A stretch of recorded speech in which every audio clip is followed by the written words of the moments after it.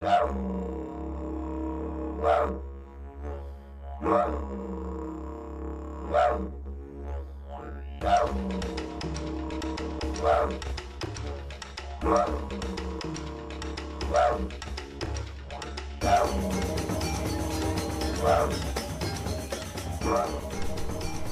welcome back. This is part 2 of our investigation of what's new in PD Howler 9.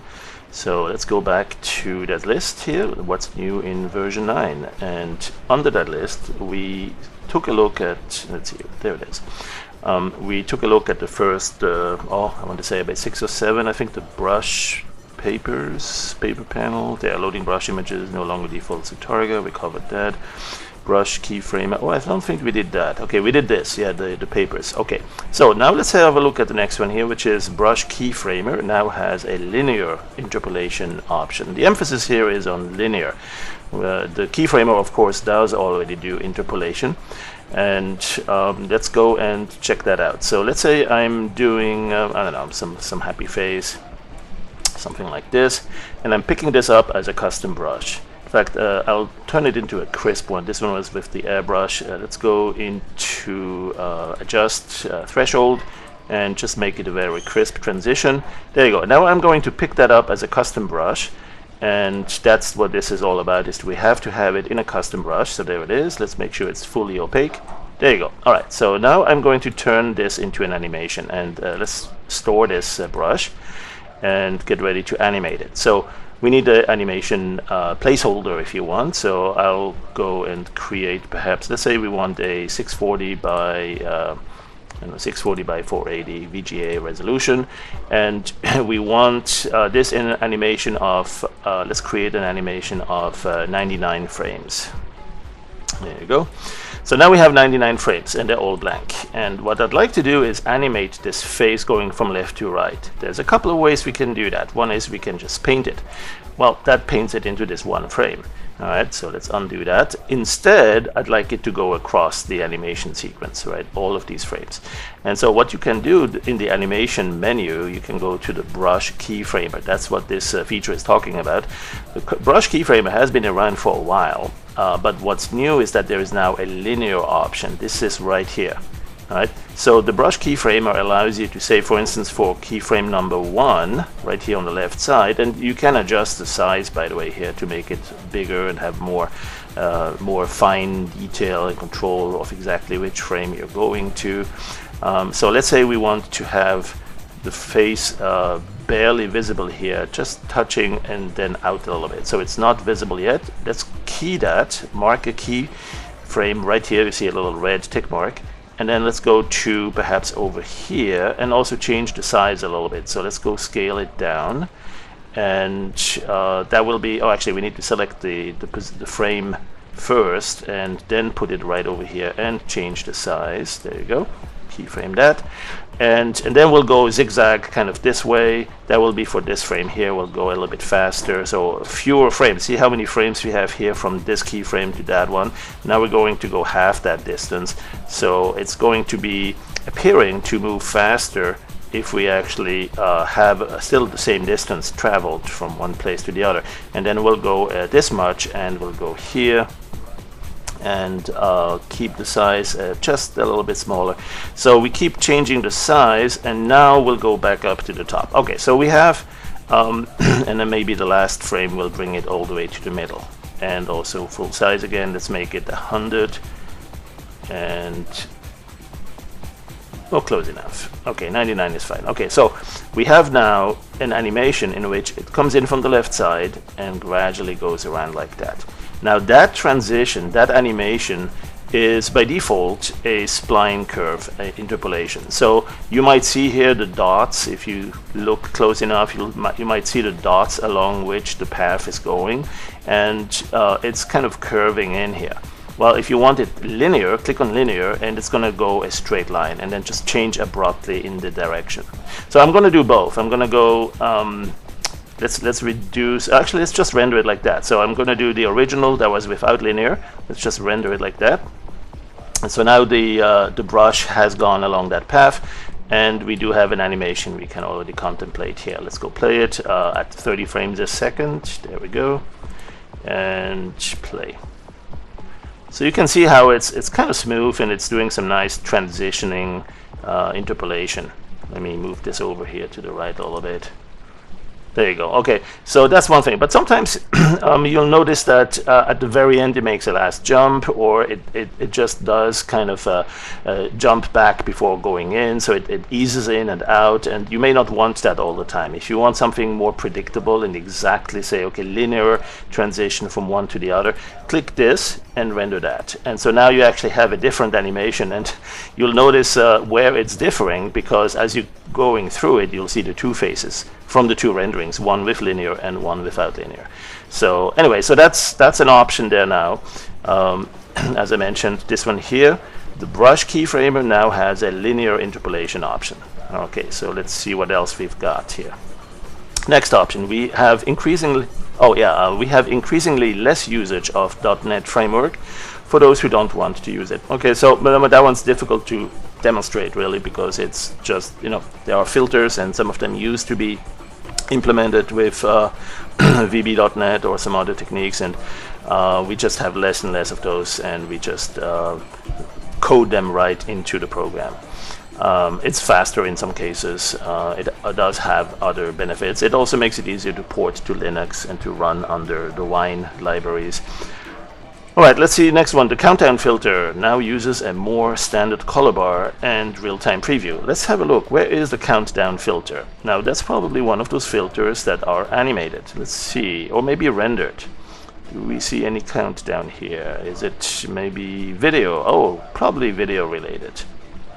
There it is, countdown. Alright, let's see what that does. Ah, yeah, it's a bunch of color bars plus a countdown, the numbers that are going down here. So click render, and yeah, this is actually starting a new animation, so it will delete the existing one and create a new one with just 10 frames, right? Going from, well, counting down from 10 all the way down to 0. So you can scrub through that.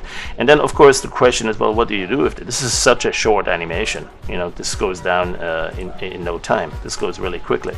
And the thing is, if you play them frame rate 1, which is what this automatically reset itself to, then you can see that the countdown is, well, you know, 1 second per number.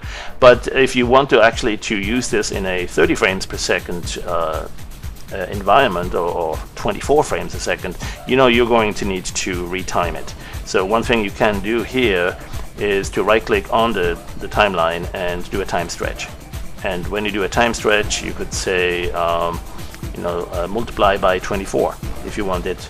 Right now it's 1 frames per second, and you want really 24 frames per second. So you apply that, you get a total of 264 frames. You could do that without frame blending, and which is really recommended in this case if you want the numbers to instantly change. But if you want a blended transition, you can do that. Let's do both. Let's have a look at one or the other. So without the frame blending, you now have the ability to play this at 30 frames a second, and it will still look like, oh wait, did I say 24 times or 30 times? Whatever it is, you get the idea. This is where you can change it, and it's actually it holds the same image so many times. You see that right here. I have a number of frames that are the same before it switches to 9, and then have that one a bunch of times. Alright, so the difference, if I were to actually use that frame blending, let's go back to rendering, or rather video, and countdown. There it is. And so we have that countdown, and we want to do this time same thing with the time stretch, but this time we'll say with frame blending. So we'll say, in fact, let's make it 30. Let's say 30 times. So we get a total of, instead of 11 frames, we get 330 frames, but they are being frame blended. And so when you do that, you get transitional effects. You see how it blends from one frame to the next. The only thing that changes in this case, by the way, the color bars don't change, so there doesn't seem to be movement or blending transitions there, because they go from yellow to yellow, from blue to blue, red to red. But the numbers, those are the ones that are changing. And so when you zoom in here, you can see definitely that there is some blending happening here, and it's transitioning with these numbers. When you play this, it's and you need to play it at 30 frames a second. There you go. Then you see that it's doing this blending that was predicted there. All right, so that's a new feature. The color bars are more standard. If you are into video, if you work with NTSC, never the same color. If you work with these standards, this will be really something that speaks to you. All right, let's take a look at the next one. There's a new particle gravity filter. That's fun. There's a new particle gravity filter that can render some interesting spinning glows and flares. Yes, indeed. So this one is, I think this one was one of the very first things that was added during the beta, the development of version 9. So let's have a look where we do this. First, let's start and initiate an animation that will be 640 by 480. And create an animation of that type with, let's say, 222 frames. All right, so it's one of those animated, I want to say it's one of those animated ones, neutrons, there it is. So animated filter, there you go. So particle gravity simulator. And so what that does is it has a bunch of particles that are all attracting each other with like gravity fields. And of course, the smaller ones move in faster, the heavy ones take a little longer, and the whole thing, seems to be orbiting quite happily ever so after. And you can change those parameters, like how many of them are there or how few, and you could use that perhaps with different particle sizes, very small ones. And then all sorts of other things. You can make them all the same size, so fixed size. You can do a depth cube, so because they are really orbiting in 3D, and the ones that are farther away, they'll be a little bit darker. There's also a gradient colors that you can apply there. So if you have a gradient of some sort, let's go, actually here you can select the gradient, so the gradient sweep editor. If you want to choose any of these colors, like this one here, that will allow those colors to be used, and so you get some of the blues, or if you select red you might get some fiery look or something like that. Let's make these particles a little bit bigger. So we now see that they're actually using the gradient colors. This trails also, that's one of my favorites, where you see sort of a motion trail. And there's also there's also Nova. You can now that will only show during the rendering, during the final render. This is a preview render here. Same thing with the lens flares. That can take quite a while. So you can here click on this little pull down, and that will show you the flare options. And so let's say, for instance, you want this flare to be attached to some of the brighter stars, or this one. Or let's take some of the easier ones here. This one, okay. So when you enable that, it will have need to close. It will when you render that, and only when you render that, only then. But it will add that and give you a nice set of lens glow effect or lens flare reflections and so on. There's also some spin up time in frames, so you can say, okay, I need so many frames before the whole thing starts actually animating or spinning it up. And then there is sort of a control of how much mass these particles have, which of course affects how quickly they move or how slowly they move, right? If you give them too much mass, it takes much longer for them to start moving in. They have more gravity, but they are so heavier, it just takes, it takes a train to move a train, or what was that commercial? When you give it more gravity, it will just move a little bit slower. See here, for instance, the minimum and maximum gravity. They're all very heavy stars now, and so anyway. So what does this do? Let's go render that, right? So what you see now is actually rendering this entire animation, and I only have 222 frames, so maybe I need more. Let's go and render that to 888 there. Make it a much longer animation, and filter. What was it? Animated neutrons. There you go. And it still remembers my most recent parameters. So I'm going to go and render that. So now you see this entire animation happening there. So, I mean, this is typically meant to be a starting point for fun. You can do all sorts of things with it. For instance, you could turn this into an animated elevation map with really funky stuff happening here. Let's go, for instance, let's go straight into the following here. I'm going to go to Filter, Transform, Puppy Ray. Right?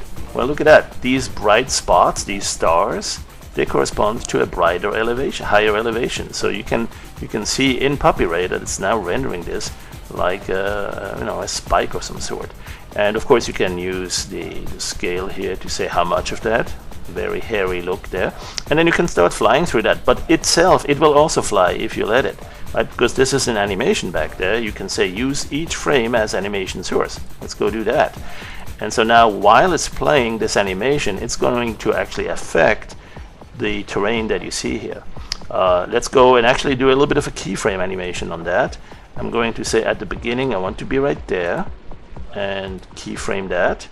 And then somewhere into the animation, I want to just move a little bit forward.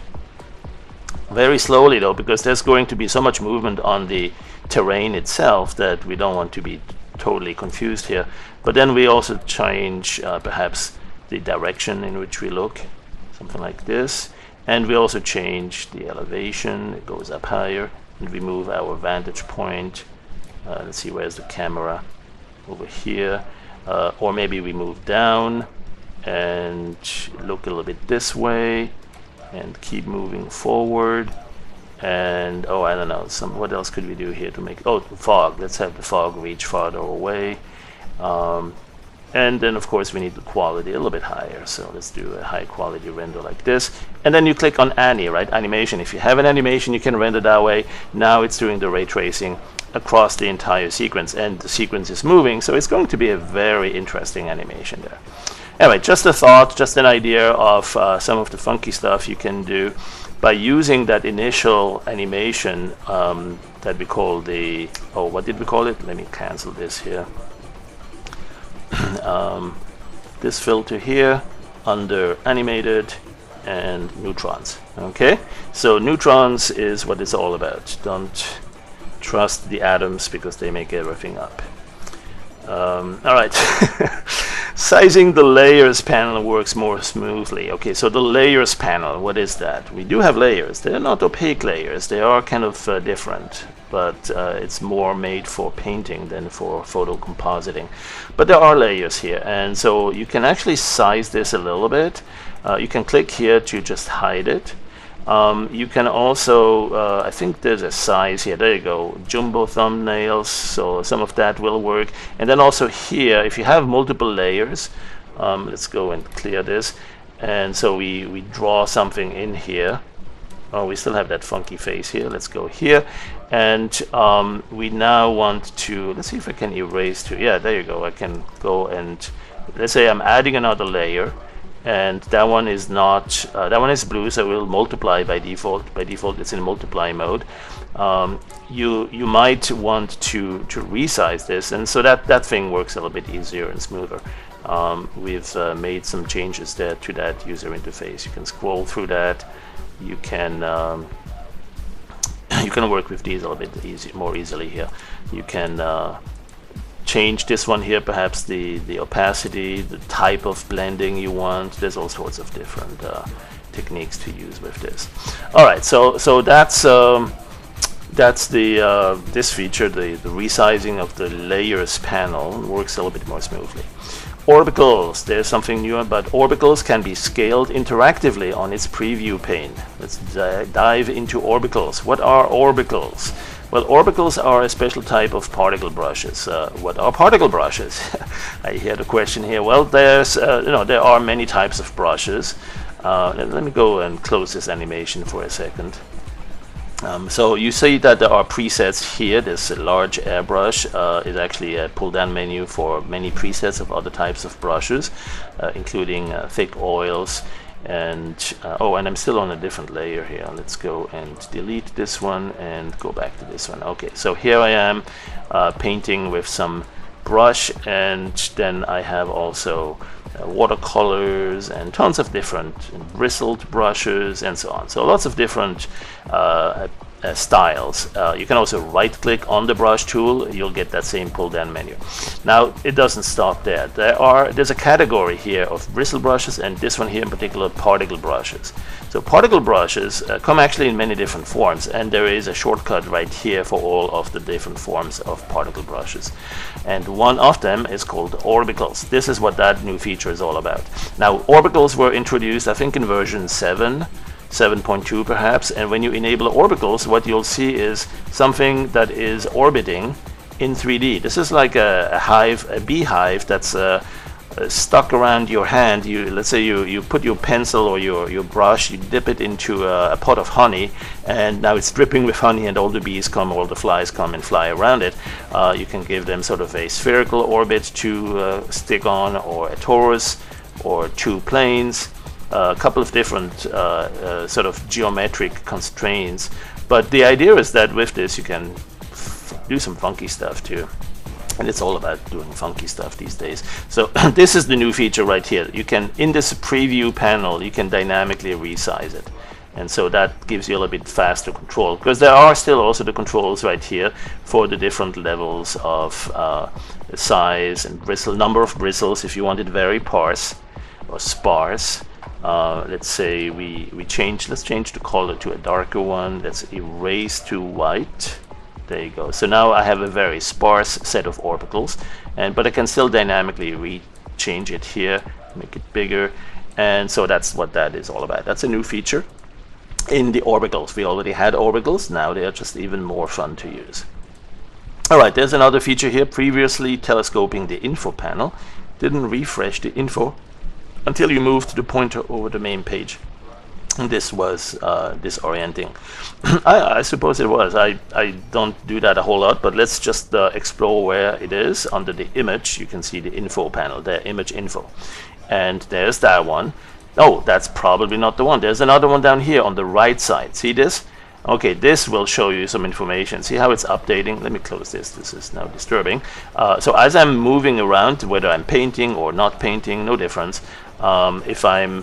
In fact, I'm going to change this to a different color that is easier to recognize and distinguish from the left and right button. All right, so you see that you can paint with one, you can paint with the other, and whatever you do, on the right side there's going to be the information panel there about the position, the RGB values it sees, which is useful if you're about to use the color picker or the turkey baster to pick up a color like this one here. And with that you can see what color it sees under that cursor. And so this is what that area is about here. This is the info panel. And apparently there was a glitch for some, and we fixed that, it seems. Alright, so previously telescoping the info panel, which didn't refresh the info until you moved the pointer. Alright, copy paste for rotoscoping. Let's finish with this one, rotoscoping. Alright, what is copy paste for rotoscoping? Well, rotoscoping is something that we have in the line tool. Now let's say you have some sort of a video. Oh, let's go load a video. I think I have a video here. Let's load an AVI of a big eye. Right, this is an eye that was rendered in Carrara over 60 frames roughly, and so I'm loading all of these frames, right? And I want to perhaps blur a portion or mask it, change the color of a portion, such as the blue part or the black part in the middle of the eye. Let's take a look at that. But it's changing. It's changing position, it's changing size. And so rotoscoping allows you to track it and to then do something with it. Right, so how do you do that? Well, with the linear tool, with the line tool or curve tool, there it is, the curve tool, you have a couple of tools to do that, and now you can rotoscope, copy paste, all sorts of functionalities here. There is the copy and the paste function right here. So let's have a look at how that works. Let's say I'm doing a rotoscope. Let me zoom in a little bit, and I'm going to create a curve that sort of tracks the black inner part of the eye. So I'm going to draw a curve. That's the default function here. Click one, click another, and you see that it's starting to draw a line. Oh, and this one was too close, so I need to draw a little bit farther away, otherwise it's going to see think I'm just moving it away, because if I click close enough it actually grabs that point nearby and lets me reposition it. It's always an easy thing to try outside far away and then bring it in, right, if you have that problem. So let's say I have one more point here. I want to have not too many but not too few points either. I want to be able to draw something that can turn into an oval like here or into a circle, and then close it. So this one here will, oh no, that's a linear toggle. Let's go back to spline and here. Okay, so now we have, perhaps we need to be in move mode from now on. We don't want to introduce new points, but we want to be able to reshape these and position them as needed. All right, so that's the first keyframe. Let's go to the rotor tools and create keyframe. So we have a keyframe here. Now, as we animate through here, we lose it. The keyframe is still there though. And the thing is, we want to have it perhaps at that point. We need to move all these points up there. So what we can do is we can go place this here, place this one here, and we'll do that for a few, maybe the first and the last one. All right. So with rotoscoping, it will then simply interpolate those positions. So it will track a fairly good approximation of where that iris is going.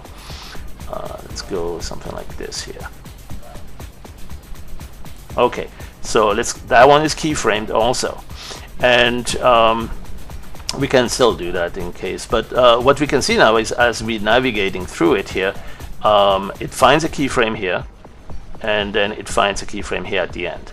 And somewhere in between, there's a transition there. See how it's moving up gradually, and then we catch up. Well, the transition needs to be much better. We don't want to move too fast. So somewhere around here, we should actually still be at the same place with this curve. And so what we want to do is perhaps do another one. And one of the easy ways to duplicate this one so that it still has roughly the same position and shape for this frame is not to move these points individually. I mean, after all, I have just a few points here, but there could be dozens or even hundreds. There could be a lot of points on a very complex shape. So what I'm going to do is simply copy this shape. That's exactly what I'll do. I'll say copy this keyframe, right? And then I can go to another frame like this one, and I can go paste it. And when I paste it, that same shape is still there. Okay, now it does a spline interpolation which overshoots, undershoots, and so it does show some changes there. I may need to adjust that a little bit, but I can go to this keyframe that I produced with the paste, and I can adjust this one, and perhaps it needs far less work.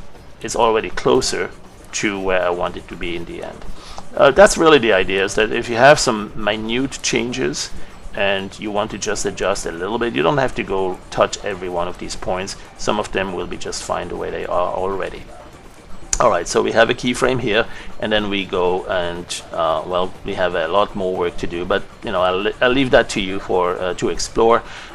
We can certainly go and do that manually. That's what rotoscoping is, by the way. I mean, there is a little bit of tedious work there, and there's a little bit of aid, a little bit of help in the program to make it not so tedious. You have the ability to go and keyframe those things as you see fit. Now, I'm not doing a perfect job here, but I have a couple of keyframes here. I have one here, I have one here that seems to be tracking it pretty nicely. I have this one is a little bit off. I really need to work on this one.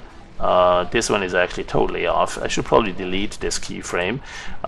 Clear keyframes, well, I don't want to delete them all. I don't want to clear them all. Notice this is a plural with an S behind. So this one here is delete the keyframe. That will work okay. And what I'll do is I'll just move it back down here.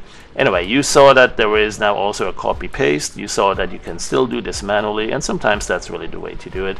The situations vary. It depends on what it is you're trying to track and what the purpose of it is. You know, why are you tracking it? What do you want to do with it once you are tracking it? Do you want to blast it into a different color space? Do you want to blur it out? Lots of different things you could do with that. So I'm going to show you an example, just in case you've never seen rotoscoping. Here we're now tracking. Not too bad. No, there's a little bit of off here. We could do another keyframe perhaps here where it's off the most. We could say, yeah, this really needs to be down here, but this part's, that's not too bad.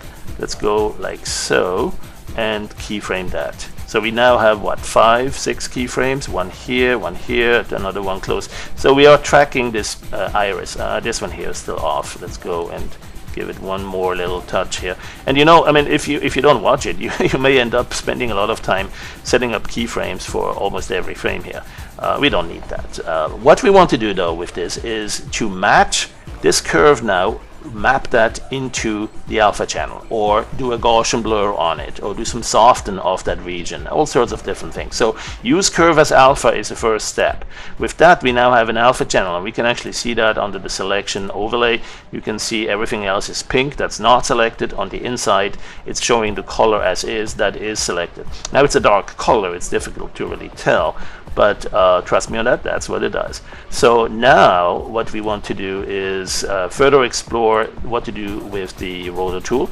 And you could go and invert the selection, you could go and soften it so it doesn't have a crisp edge but more of a sort of a smoother edge there.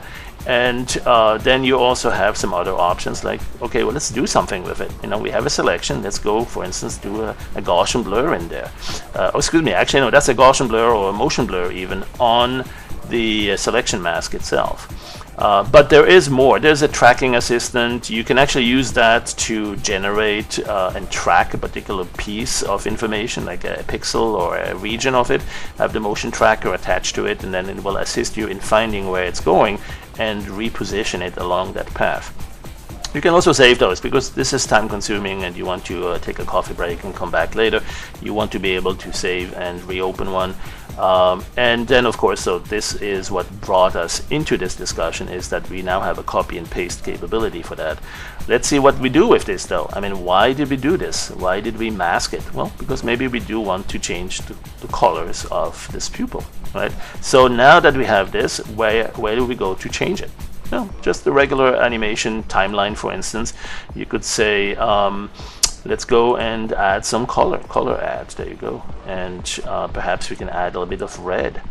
You know, everybody talks about red eye removal. How about we do the opposite? We add some red eye here and apply that. So now it's adding the red eye to the entire image, but only through the mask, because the alpha channel is preventing it from being added anywhere else. And let's say we want, something else. I don't know. So what did we do here? We have this. Let's go and deselect alpha overlay. So now we have this red eye. Let's undo that. That's not what I wanted. Let's go instead. Let's see, what would be funky here? Maybe blur it out. Maybe pixelate it. Maybe add some lens flare, some ghosting. Snowfall. Oh yeah, let's get some snowfall. Anybody wants to go skiing? Let's give him some snowfall in the pupil here. Let's give it some turbulence, some decent size so we can see it. This preview here will tell us what's going on. Yeah, and now here in the preview you can see the eyes, the snowfall happening here. All right, so let's go and render that. So now we have snowfall, but just in the pupil. Right? And that's what this is all about, is that you get to control an alpha channel, a mask that is changing over the frames, and then you can do stuff with it, lots of stuff. Alright, so that completes it for this quick intro to what's new in Dog Waffle 9. This was part 2. We covered a few more items here. Next part, we will talk about the starry sky, animated flares, and lots more to explore there. Thanks for watching, and enjoy your waffling and howling.